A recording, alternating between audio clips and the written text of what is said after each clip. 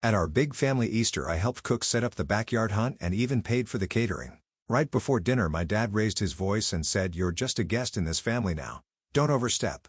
My stepmom nodded. My brother looked away. I didn't cry. I just walked inside, grabbed my bag, and pulled the plug on everything they took for granted.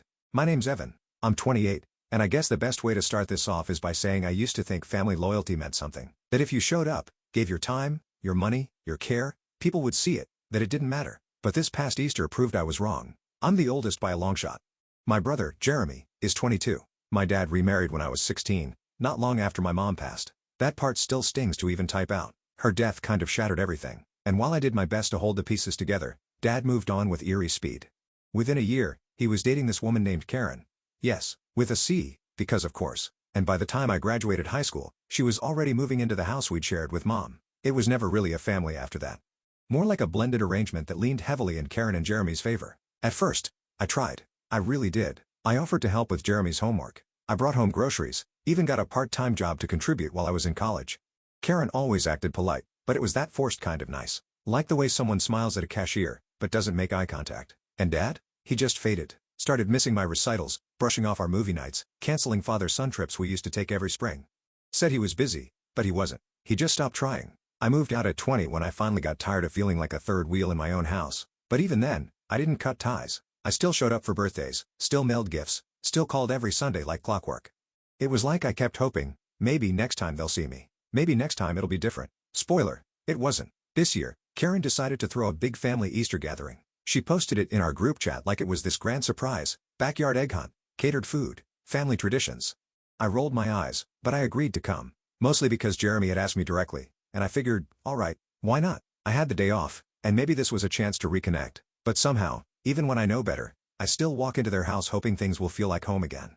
The day started off okay. Karen assigned tasks like she was managing a restaurant. Evan, you take the backyard, set up the egg hunt stations, make sure the tables are clean. The kids need juice boxes in the cooler, and don't forget the plastic cutlery. No, please. No, thank you. Just orders. I didn't argue. I smiled, nodded, and got to work. I always do. It's like muscle memory now. I cleaned the backyard, arranged the plastic eggs, laid out the tablecloths, even fixed a few chairs that were wobbling. I went on a last-minute store run when the catering service called and said they forgot the vegetarian dish. I paid out of pocket for it, $74.63. Never got reimbursed, by the way. Around 3 p.m., people started arriving. Cousins, in-laws, Karen's side of the family mostly. I was the only one sweating in a button-up shirt with grass stains on my knees. Everyone else had somehow shown up fresh, clean, and clueless. Karen's sister greeted me like I was the hired help. "Oh, you must be the one setting everything up. You're doing such a good job." She said it with that faux cheery tone that made me want to laugh and scream at the same time. My own uncle didn't even recognize me at first. Jeremy gave me a side hug and muttered, "Glad you came, man," before disappearing with his girlfriend. As the afternoon went on, I realized something. No one had saved me a seat at any of the tables. I kept telling myself it was an oversight, that maybe someone would notice and fix it. But the more people trickled in, the more chairs were taken until I was left standing with a plastic cup of lukewarm lemonade in my hand and a forced smile on my face. Karen finally announced dinner was ready. People started lining up near the buffet, paper plates in hand, laughing and joking. I lingered near the folding table where I'd set out the forks. That's when it happened. I was reaching over to straighten a napkin holder when I heard my dad's voice, sharp, sudden, and just loud enough for the people around us to stop talking. "Evan," he said, not looking at me, "you're just a guest in this family now. Don't overstep." It was like someone had sucker punched me. At first, I didn't even process it. I just blinked, confused, thinking maybe I misheard him. But then Karen, standing beside him with her arms crossed, nodded. "It's not your place to run things here," she added with this smug little smile like she'd been waiting years to say that out loud. I looked over at Jeremy, my brother, my baby brother who used to follow me around like a shadow when we were kids. He met my eyes and looked away. Not a word, not a single word.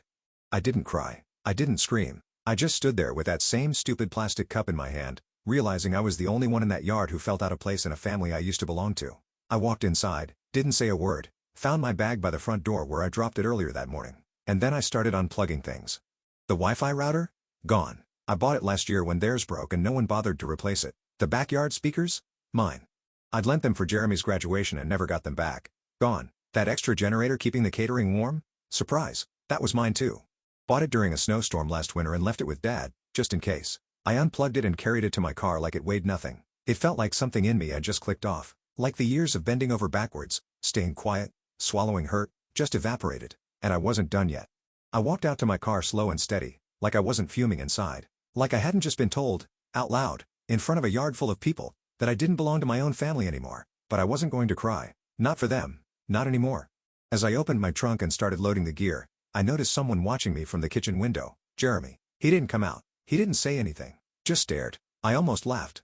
Maybe he was shocked I didn't just slink off quietly like always. Not this time. After loading up, I got in the car and sat with the engine running. I stared down at my phone and opened a little folder I kept on my notes app. It was labeled Shared Expenses, and it held a lot of things my family had conveniently forgotten I'd covered over the years.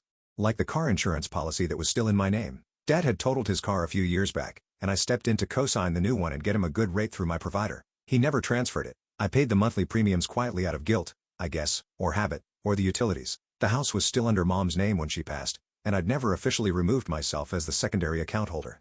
When they had a financial rough patch last year, Karen had taken a break from work to focus on her wellness. Whatever that meant, I agreed to cover the electric bill for a few months. Those months turned into a year. I had all the account logins, still had access, still had control. And then there was the big one. I wasn't just footing the bill for the Wi-Fi or their Amazon Prime, I was also the guarantor on their new HVAC system. They'd had a problem with their old unit during the worst summer heat wave in decades. And when the contractor required a cosigner, guess who got the call? Me. I didn't even hesitate. Just showed up and signed. Paid the first installment out of pocket to get things rolling. Guess what else I had? The contract.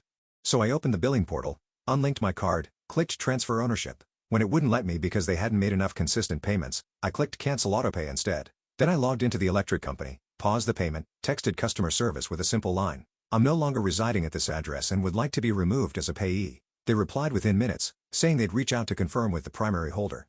I smiled. Then I found the insurance app, pulled up the car policy, removed my payment method, sent a cancellation notice with an end-of-month date. And finally, I screenshotted every single cancellation, removal, and email confirmation, and emailed it to my dad. Subject line, since I'm just a guest, here's what I'll stop providing. I hit send, then I drove off. I was about 5 minutes away when the call started. First it was Jeremy, then Karen, then Dad. None of them left voicemails. I didn't answer. Instead, I drove to my apartment, parked, and made myself a sandwich. The kind I always used to eat as a kid, peanut butter and jelly with the crust cut off. I needed something familiar, something grounding. It was about an hour later when Jeremy finally texted. Dude, what's going on? I stared at it for a while before replying. I texted, just a guest, remember? No response. The next morning, I woke up to find 4 missed calls from Karen, 2 emails from Dad, 1 angry, 1 concerned, and a voicemail from my aunt saying she'd heard things got tense, and maybe I was overreacting. I helped throw an entire family gathering, paid out of pocket, and was told publicly I didn't belong. But sure, I was the problem. They underestimated me. Again, that afternoon, the power went out at their house. I know this because Jeremy texted, power's off. Did you do something? I waited 5 minutes, then replied, you'd have to ask the family. I'm just the guest. 2 hours later, my dad left me a voicemail. His voice was tight, controlled, but there was a little crack in it, like he couldn't quite believe this was happening. Evan, he said, we need to talk. I think things got out of hand. Karen shouldn't have said that. I didn't mean it the way it sounded. You know, I appreciate everything you've done. Let's talk, please. I didn't respond. I needed him to feel it, really feel it. Because this wasn't just about Easter. It wasn't about a folding chair or some plastic eggs. It was about every ignored effort, every brushed off holiday, every time I called and no one picked up. It was about being made to feel like a burden in the same house where I used to hear bedtime stories and make pancakes on Sundays. It was about the little boy who watched his dad move on too fast, who kept hoping year after year that maybe, just maybe, he'd be seen again. And now he finally was, and I wasn't done yet. I waited a full 24 hours before even thinking about calling him back. Not because I was playing games, but because I needed the time to think, to breathe, to not react emotionally like I always had in the past. I wanted to go into this clear-headed, not with hope that he'd suddenly apologize or explain it all away, but to hear, really hear what he had to say when the control slipped out of his hands. So the next evening, around 6 p.m., I called. He answered on the first ring. Evan, he breathed out like my name was a lifeline. Thank you for calling. Look, I don't know what Karen said or what you think I said. No, I cut in, my voice calm firm. Don't start there. You know exactly what you said. Don't pretend it didn't happen. There was silence on the other end. I could hear him breathing, but he didn't interrupt. Because I want to be really clear about something, I continued. You said I was a guest out loud in front of your wife, your son, and every person in that yard. You said I didn't belong after I spent my whole Sunday and half my paycheck making sure your family gathering went smoothly. Evan, it wasn't about it was exactly about that, I said. You made a choice, and I made mine. He sighed, and suddenly his voice took on that familiar, frustrated edge. The one I'd heard in arguments when I was a teenager, the one he used when he wanted to sound like the adult in the room. I think you're overreacting. You took it too far, cutting the power, Taking the speakers. You're punishing the whole family over a single sentence. I almost laughed. A single sentence? That sentence wasn't a slip-up. It was how you've treated me for years. It just slipped out this time. He was quiet again. Look, he finally said softer. I get it. Things haven't been perfect, but you've always been the strong one. You always handled things better than Jeremy. That's why I leaned on you. That's why I thought you could take it. There it was. The confession. The unspoken truth behind a decade of imbalanced affection. You thought I could take it, so you gave it to me? I asked. You let her treat me like a servant. You let Jeremy skate by while I picked up the slack. You never once asked how I was doing. And when I finally stopped doing everything, suddenly, I'm being dramatic. That's not what I'm saying. It's exactly what you're saying. I could feel something inside me, steady, solid, clicking into place. Not anger, not bitterness, just finality. The kind that doesn't scream, it just leaves. Here's the thing, I said. I'm not mad. I'm done. Evan? No, I'm done trying to prove I belong to people who only notice me when I'm useful. You want the power back on? Pay your own bill. You want the car insurance covered? Transfer the policy. The HVAC? That debt's yours now. I'm not carrying this anymore. I let the silence settle in again. You may be the guest, Dad. So I'm checking out. I hung up before he could respond. I didn't block him. I didn't send a dramatic follow-up email. I just disappeared from the role they'd cast me in. The days that followed were quiet. Tense, but quiet. No more calls. No more texts. I heard from my cousin, the one who still talked to me, that there'd been a whole meltdown after Easter. Karen blamed Jeremy for not managing the situation. Jeremy blamed Karen for escalating things. My dad apparently tried to smooth things over, but when the air conditioning cut off in the middle of the week during an unexpected heat wave, yeah, that broke whatever cool he had left. They had to pay for an emergency technician visit in cash. Turns out, when you take the one responsible person out of the equation, things fall apart. I focused on my own life, took a few days off work, slept in, ate well, cleaned my apartment. And for the first time in forever, I didn't feel the weight of being the good son, the fixer, the one holding the family together with duct tape in denial. Then a week later, Jeremy showed up at my apartment. I heard the knock and checked the peephole before opening. He looked sheepish, sweaty, like he'd been pacing in the hall for too long. Hey, he said.